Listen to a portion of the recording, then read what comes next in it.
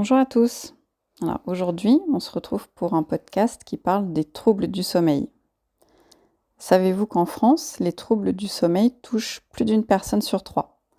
Autant dire que c'est l'un des troubles les plus fréquents.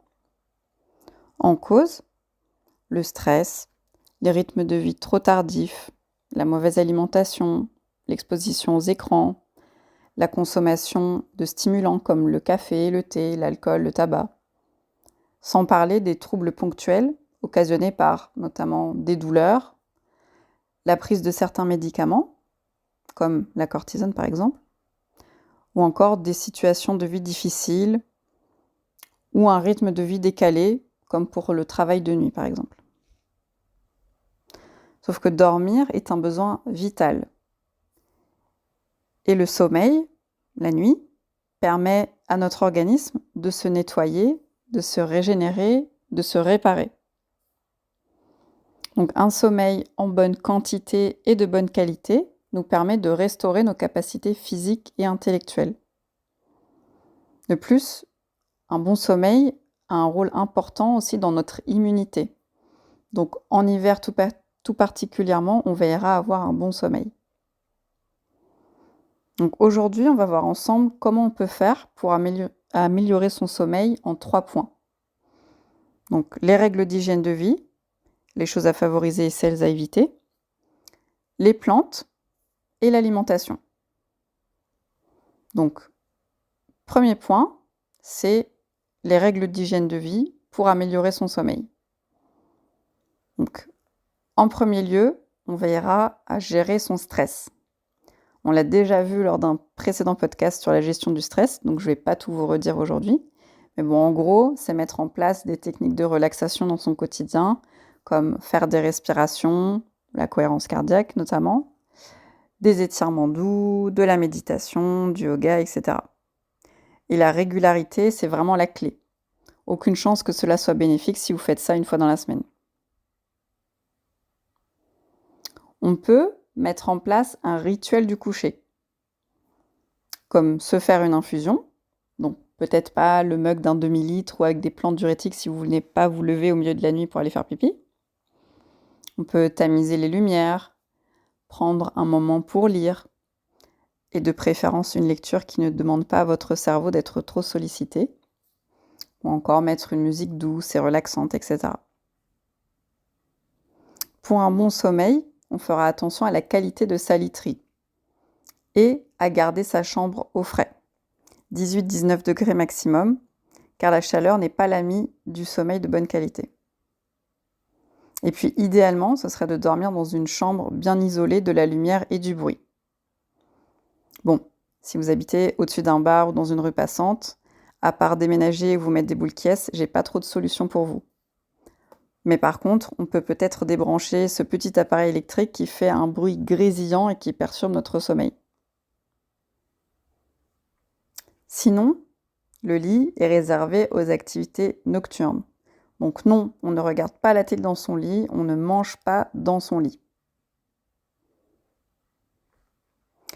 Le fait d'avoir des horaires de lever et de coucher réguliers sont également importants pour la régulation de son sommeil. Et ce, même le week-end ou en vacances. Bon, bien sûr, je ne parle pas ici des gens qui n'ont pas de troubles du sommeil, car si vous faites la grasse matinée tous les week-ends et que vous dormez bien, aucune raison de changer ça. Même si, le fait d'avoir besoin de faire une grasse matinée le week-end signifie probablement que vous avez une dette de sommeil à rattraper, ce qui est un message pour vous inciter à dormir plus la semaine. Bon, moi je dis ça, je dis rien. Et puis, ce qui est important également, c'est de respecter son propre rythme naturel. On appelle ça le chronotype. Donc il y a des chronotypes du matin. Donc ce sont des gens qui naturellement se lèvent très tôt, mais que vous ne voyez jamais debout après 22 heures. Et puis, il y a d'autres qui sont d'un chronotype plutôt du soir, donc toujours au taquet à 23h57. Alors que pour rappel, les heures de coucher avant minuit comptent double. Bon là, on n'est pas en train de jouer à un jeu, mais clairement, les heures de sommeil avant minuit sont plus régénératrices. Et d'ailleurs, il faut savoir qu'en médecine traditionnelle chinoise, il existe une horloge des organes. Par exemple, le foie est particulièrement actif entre 1 et 3 heures du matin. Donc si vous n'êtes pas endormi profondément à cette heure-là, votre foie ne pourra pas faire son travail de détoxification correctement. Et à l'inverse, les intestins ont leur énergie au plus bas à ce moment-là de la nuit. Donc si vous avez mangé un gros burger, des frites et de la glace, à minuit en sortant du ciné, vos intestins, eux, ne sont pas au taquet pour digérer et assimiler tout ça. Et d'ailleurs, ça me permet de rebondir sur un autre conseil qui est souvent donné, c'est celui de dîner léger, d'éviter les repas trop copieux et ou trop tardifs. Vous avez maintenant compris pourquoi. Parmi les choses à éviter, il y a bien sûr la consommation d'excitants. Donc, en fonction de votre sensibilité, bien sûr. Je n'ai pas dit que boire un café le matin était à bannir, mais boire 5 cafés par jour, 2 thés, boire de l'alcool et fumer 15 clopes par jour, là, on a un bon niveau d'excitation du système nerveux. Donc, le conseil, c'est de réguler, diminuer sa consommation de café, thé, alcool, tabac et chocolat. Il faut aussi veiller à éviter les activités trop intenses dès la fin de journée et le soir, que ce soit pour des activités physiques ou intellectuelles. On se met plutôt en mode calme pour un bon dodo. Et un conseil qui est d'actualité depuis quelques années, c'est de limiter son exposition aux écrans pour éviter cette fameuse lumière bleue qui émane de nos téléphones, écrans de télé, d'ordinateurs, de tablettes, car cette lumière bleue freine la sécrétion de mélatonine, qui est l'hormone qui régule les cycles jour-nuit. Et pour bien dormir, on a besoin d'une bonne sécrétion de mélatonine. Alors maintenant, je vais vous parler de phytothérapie, de plantes qui peuvent aider à retrouver un bon sommeil naturellement ou qui peuvent être utilisées pour accompagner un sevrage aux somnifères.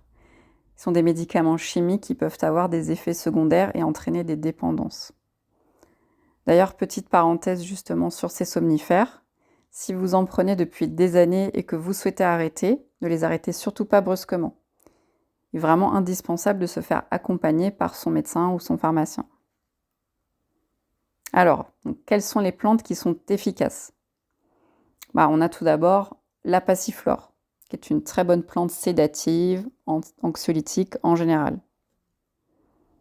On a l'aubépine, aussi sédative, anxiolytique, mais qui a la particularité de réguler le rythme cardiaque. Donc intéressant pour les personnes stressées avec des manifestations de tachycardie. La tachycardie, c'est avoir le cœur qui bat trop vite. Ou pour des personnes hypertendues. On a aussi la valériane, donc pareil, sédative, anxiolytique, et qui est aussi décontractante musculaire. Et petite anecdote, la valériane sent très très mauvais, mais les chats, eux, ils en raffolent. On a une plante au nom un peu imprononçable et très difficile à écrire, c'est l'escoltia. Elle est sédative et très conseillée pour les personnes qui font des réveils nocturnes ou des cauchemars. On a aussi la mélisse, qui est relaxante et antispasmodique, donc super pour les personnes qui ont des nœuds au niveau du système digestif, donc que ce soit au niveau de l'estomac ou des intestins. Et puis on a les fameux tilleuls, les verveines odorantes, très souvent retrouvées dans les infusions du soir, les infusions de bonne nuit. On peut aussi utiliser les huiles essentielles de différentes façons. Vous pouvez par exemple faire des diffusions, donc un quart d'heure avant de vous coucher, ou utiliser une brume d'oreiller. Ça, on peut en trouver dans le commerce, sinon vous pouvez aussi faire votre propre synergie. Donc, la brume d'oreiller est à vaporiser aux 4 coins de l'oreiller. On peut aussi utiliser les huiles essentielles avec des huiles végétales pour se faire des massages relaxants. Et en plus, profiter des vertus relaxantes du massage. Donc, si vous n'avez pas de bonnes âmes à disposition pour vous masser, on peut très bien le faire tout seul et se masser ne serait-ce que les mains, les pieds, les jambes. Bref, massez-vous, quoi. Parmi les huiles essentielles qui sont relaxantes, on a l'huile essentielle de lavande, donc la lavande vraie aussi appelée lavande fine ou lavande officinale. Et on a les huiles essentielles d'agrumes en général, donc la mandarine, le petit grain bigaradier, la marjolaine à coquille. Et on en a une autre, donc qui est l'huile essentielle de camomille romaine, également très efficace pour se relaxer. Et chez les petits ou les femmes enceintes, on peut utiliser les hydrolats. Donc hydrolats de lavande, de camomille, de mélisse, de tilleul, de fleurs d'oranger. Donc pour ceux qui ont une vision des hydrolats, non, on ne se vaporise pas les hydrolats sur le visage. On peut utiliser l'hydrolathérapie par voie interne, c'est-à-dire boire ces hydrolats. Et dans certains cas, on pourra se supplémenter en mélatonine, mais ça c'est à voir avec votre médecin ou votre pharmacien. Et dans tous les cas, faire des cures régulières de magnésium est toujours une bonne chose. Pour le troisième axe d'amélioration du sommeil, on va parler d'alimentation. Car oui, ce que l'on met dans notre assiette, et donc dans notre corps, peut impacter notre sommeil. Donc, pour optimiser notre sommeil, on va chercher à enrichir notre assiette en aliments riches en tryptophane. Pourquoi ? Parce que le tryptophane, c'est un acide aminé qui est précurseur de la sérotonine. La sérotonine, elle-même un neurotransmetteur qui est précurseur de la mélatonine, donc cette hormone qui favorise le sommeil. Donc dans quoi on trouve ce fameux tryptophane ? On va le retrouver dans la dinde, le poulet, le poisson, mais aussi les œufs, les haricots, les graines de courge, les cacahuètes, les légumes verts à feuilles, donc tout ce qui est épinards, salades, brocolis, courgettes, céleri, blettes, etc. Et dans les produits laitiers. Et pour optimiser ces concentrations de tryptophane, il faudra veiller à consommer des glucides, notamment en fin de journée et le soir. Donc salade, poulet grillé, c'est top pour le tryptophane, mais sans glucides, la nuit risque d'être moins bonne. Et sinon, une étude aurait démontré que la consommation régulière de kiwis améliorait la durée et la qualité du sommeil. Donc, mangez des kiwis.